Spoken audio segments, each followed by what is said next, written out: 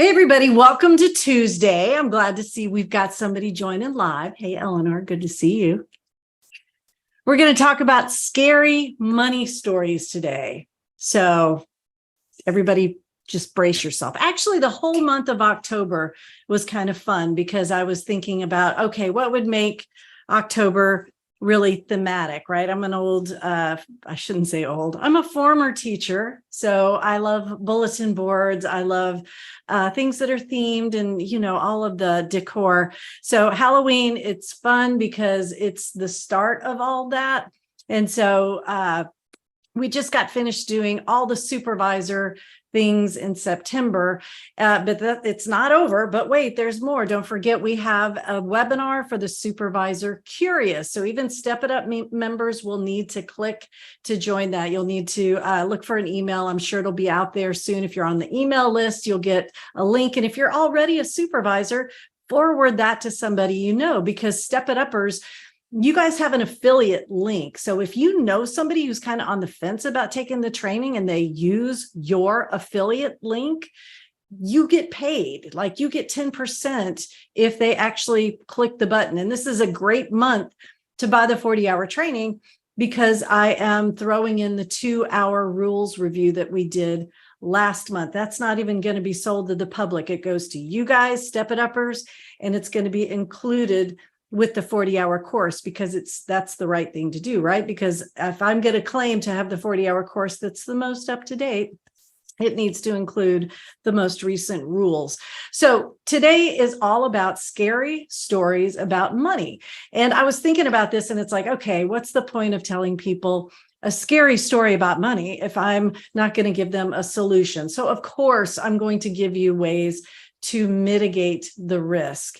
And all month long, when I give you, whether it's a scary story, let's see, a scary story about networking and marketing, a scary story from the licensing board, complaints, things people did that were just way wonky, and then scary stories about supervision. I'm always going to give you ways to fix it and to make sure that you're doing it right.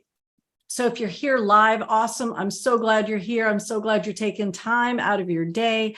If you're watching it on a replay, thank you. That's awesome too. You're taking time out of your day to make your skill set even better.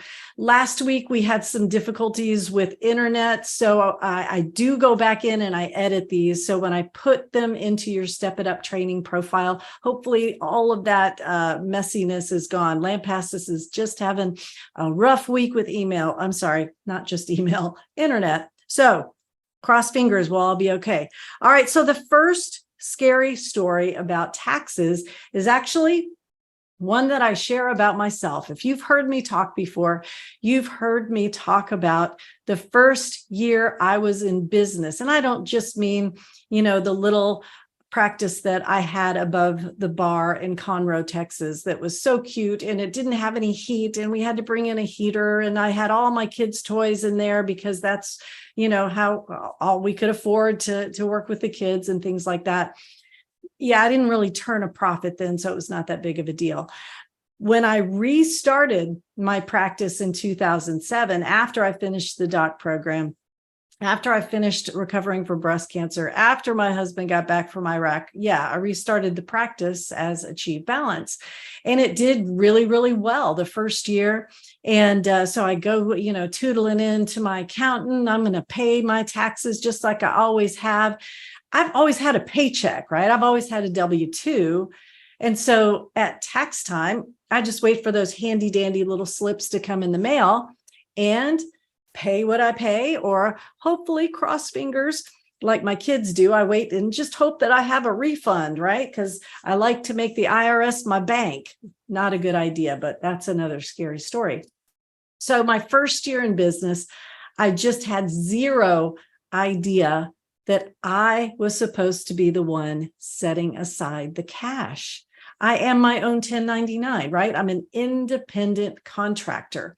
Well, in my family of origin, we weren't business owners. My father worked for a big company called Dow Chemical. My mom stayed home and took care of us. So we just didn't have this history of any sort of entrepreneur or business owners in my family. So went into my accountant and he said, "Congratulations, Kate, you did fabulous. I'm so proud of you." He's kind of like a dad figure, right? He's about the same age as my dad. And I don't even know if I brought Dave with me. So he goes, "Congratulations, you did a great job. Just write me a check for $10,000 and I will get this filed today." And I was like, "What? You want what? You want $10,000?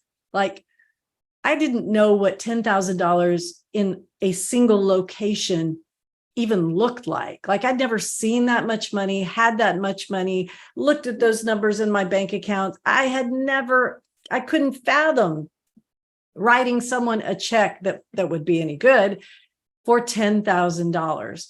So what I had to do was, and here's the solution for those of you who may be in the same boat going, "What? Wait, what?" And it's really common. I mean, this is something where you may be doing just a little private practice on the side. You're just doing some cash-based private practice and you don't think anything of it. And at the end of the year, you find out you've bumped your family into a higher tax bracket. You didn't mean to, but that's what happens when you're good at what you do, and your community grows to depend on you. So I had to file an extension. An extension just means that you have until October 15th, I believe, to get your taxes filed. But that doesn't mean that the clock stops on what you owe. How do you know what you owe? Well, you Google, and what I usually tell people to do, and there's a YouTube video out there about that, and there may even be a training still in your Step It Up profile on how to find your tax bracket. Super easy. Just Google tax bracket and the year, and you'll see a bunch of websites pop up. The IRS will pop up, obviously, but there are actually some better websites that really explain how our graduated tax system works. So you'll be able to see whether you're filing as a solo person, if you're married, filing jointly, married, filing separately, all of those categories. And you can determine roughly about how much to set aside in every single paycheck.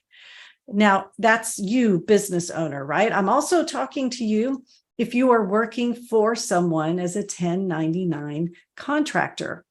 If you're W-2, don't worry about it. Your employer is going to set all that money aside for you. And at the end of the year, maybe you'll get a refund, maybe you won't, maybe it'll, and that's all good. But a big, scary mistake you can make is to own your business, own your practice, or to be a 1099 contractor for someone and not set aside money for taxes. And it's going to be probably, 10%, 20% of every dollar you bring in. That's just a good rule of thumb. Set aside 20%. If you don't need all of that, great. Put it towards your retirement account. But never, ever spend everything that you make. You're always going to want to set aside money for taxes because nobody's going to do that for you as a business owner. The second really, really scary money mistake is not understanding profit. Are you making a profit? Now, there's a book that I'm just getting into, and I'm probably really late to the game, but it's called Profit First by Mike Michalowicz, and I hope I'm saying that right. He wrote my other favorite book, The Pumpkin Plan. Love that book. That book totally changed how I do business. But Profit First is a great concept because what it talks about is being mindful that you deserve to get paid, right? You shouldn't live to work. So, for example, if you are a group practice owner and you notice that everybody's getting paid, the bills are getting paid, but you're not getting paid. Maybe you have a supportive partner. Maybe you have an additional stream of income. You're teaching, you're doing something outside the practice room that's bringing in income, but you don't take a salary. You don't draw a check. That's a problem because if your business isn't paying you, then why are you doing it? I mean, yes, it's wonderful to give back to the community. Yes, all of those things. but you're going to burn out. And I've seen this in so many different industries, right? I have a good friend who owned a pizza restaurant in Maine, and we would look at her P&L, and it was rare that she turned a profit each month. I mean, it was just a tough business. And then COVID hit and some other things happened. But when you look and you just see, okay, you're running those numbers and you're breaking even, but you're not. And there are two ways that you can pay yourself, right? If you are an LLC and you're not incorporated as an S Corp, you could do something called an owner draw. And that just means you're pulling money out of your profit, right? You made a profit, you made $100 profit. Well, take $50 of that. That is your owner draw. If you're an S Corp, if you're incorporated in a different way and you're drawing a paycheck, wonderful. Then it's going to be the same thing every month, every 2 weeks, because you are a W-2 employee now. You're going to be taking out your taxes and all of those things that go with it. So sitting down with an accountant or a bookkeeper or a business coach, someone who can really help you understand, because honestly, what a big mistake that a lot of practice owners make is they want to grow. They want to add therapists. They want to add all of these things because the community needs them. And everybody hates waiting lists. We don't want to make people wait. But then they get overextended and they're literally putting out in expenses, rent, office supplies, electronic record management systems, all of those things, staff, HIPAA training. They're putting out as much as they're bringing in. And I noticed this so here's another me example. When I had my group practice and I had 7 offices and I actually had 2 companies, I had a nonprofit and a for-profit, lots and lots of people, lots and lots of moving parts. It was pretty freaking impressive to see the amount of money that was going out, the amount of money that was coming in.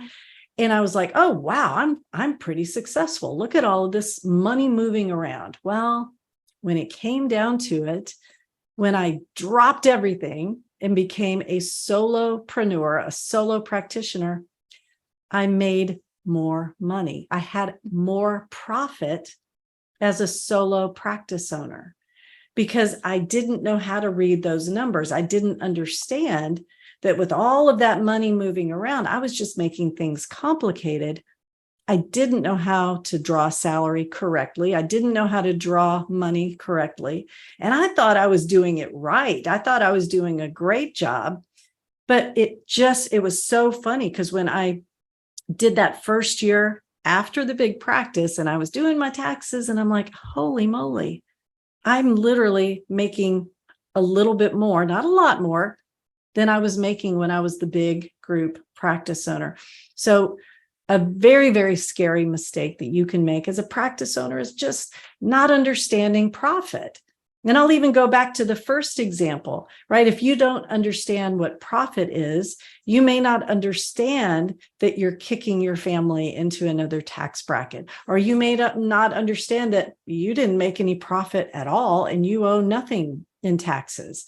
So that profit, the difference between what goes out and what comes in, right? If it's exactly the same, then we call that breaking even. But if what you're bringing in is more than what's going out, that's where your profit is. And you have to understand profit as a business owner.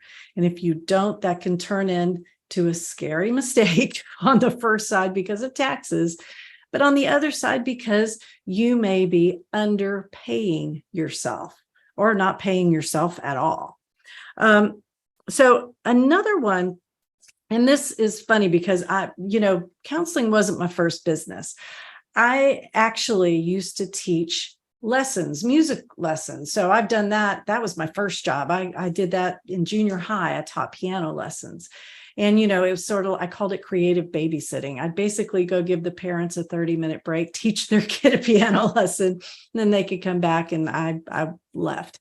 So door-to-door piano teacher. Hello. I've been a lot of things. I've been a basketball referee. I've been a football referee. I've played the bass in the circus before. I've had a lot of different jobs. But this one, this kind of putting money or putting a service out there, getting paid for it, one of the mistakes you can make is getting paid your cash, right? Getting paid your client money and then go into the grocery store. All right. That's mixing money. You're mixing your client, your business income with your personal outgo. And I don't know how people avoid that now that Venmo has become such a thing, and Zelle, and there's always been PayPal, and PayPal was always just back. Granted, it was a while ago. I haven't used it in a while, but it was really, really complicated to tease out all of the fees and to make sure I was getting all the write-offs that I was supposed to have. But with clients just saying, okay, I Venmo'd you the fee, does that money go into your business account, or do you take that and then go buy gas with it? Right? Because that's easy to do because Venmo will hold it for you. And then, or like I'll take the money and I'll go pay my dog walker or the person that takes care of my dog when I go on trips. Now, I do not mix personal and client money, but with your Venmo, you have to be really, really, really careful that if you've set it up on your business account, that when you do go to buy gas or you do go to buy groceries, that you either don't use Venmo or you somehow unlog it out of that business, unlog it. Is that a word? Log it out of your business checking account and log it into your personal account, or just make Venmo your business account. That's easy, right? Then use Zelle for personal, or your Apple card or whatever else you use to do those quick and easy transactions that aren't related to a debit card. Or just do it the old-fashioned way. Have a debit card for your business and a debit card for your personal. Because like back in the day when we taught lessons, I mean, it was really pretty common for, you'd say, hey, just pay me cash. It's all good. Pay me cash. Cash just goes in your pocket. Oh, I'm going to go buy gas. Oh, here we go. There's gas, right? Gas money. Nobody sees it. It's not taxed. Well, okay. Yeah. I mean, that's one way to do business. It's not a great way for one, you're hiding money that you probably should declare. But also because you're really not getting a good read on if your business is profitable, if what you're using to market is working, if you really understand the expenses and write-offs and all of those things. So if you're serious about your practice, if you're serious about sustainability, then it really, really is important that you set up those separate accounts. Set up a business account for business things, a personal account for personal things. And y'all, you've got to be careful with things like gasoline, because it's not necessarily a write-off just because you're commuting back and forth to work. Now, I'm not an accountant, but I do know you can only write off your vehicle in two distinct ways, and you can Google that. But one of those ways is to keep track of your mileage, right? Keep track of your mileage, and then you can write off whatever the going rate is per mile. But just using that business card to pay for gas, that may not be the write-off that you think it is. Now, an excellent thing to do and a way to avoid this is to have that dedicated Venmo or that dedicated debit card. And then at the end of the year, you just hit print or download it into your QuickBooks or your favorite accounting system. And there is your entire set of expenses for the year. And if you do a little bit of homework, you categorize those suckers, and next thing you know, you've got things that are already neat and tidy for your accountant at the end of the year. So you don't have to go back and go through receipts and, try to decide now if getting my nails was for a conference, is that a write-off? And if I got my hair done so that I could look good for that presentation, do I get to write it off?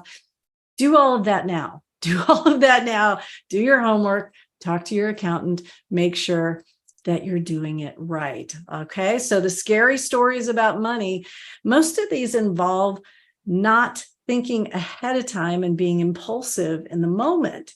And I'll own that. I'm literally looking into a camera right now at Kate Walker. Kate Walker, you can be a little impulsive sometimes with the spending.